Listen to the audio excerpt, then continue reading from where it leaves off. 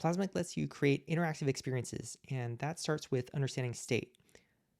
Let's say we have this page, and on this page, let's say I'm going to insert a switch component. And what I want is for this switch to control whether some other part of the page, let's say this table here, I want the switch to control whether it's visible or not. And normally when I am selecting this table, I can see on the right-hand side there's a visibility control. So I can just set it to be always invisible or always visible. But instead of setting it to some fixed value like that, what I can do is I can set it to a dynamic value. And here from the data picker, I can find the state of that switch. And I can go ahead and select it.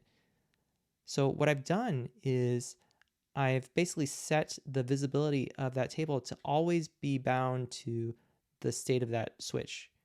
Basically, it's always going to be the same as whether that switch is checked, even as the state of that switch changes over time. So, for instance, let's go ahead and play with this, and we can see that it works. And that's really all it takes to start creating interactive experiences in Plasmic using state. In general, whenever you have a component that is interactive, like a checkbox or a text input or a select dropdown, that means the component has some notion of state. It can be in some state. So for instance, the checkbox can be either checked or unchecked.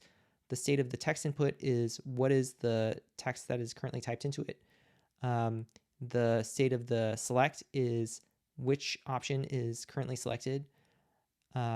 So whenever you insert one of these components onto your page, it's going to come with that state, and Plasmic lets you access that state. And then you can set other things on the page to be based on that state, usually using dynamic values. Let's look at a different example. Here we have a Shopify product collection, and say we want to insert a text input above it that lets the user filter down or search that collection. Normally with product collections, there is a search parameter here, and I can, from the editor, type in some text and it'll filter down the search results that way. But I actually don't want it to set it to some fixed value like this.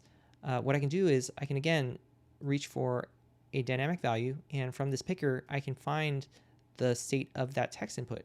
So I can go ahead and select that, and that's really all it takes. So now I can test this out and start typing in some text, and it's filtering as I'm expecting.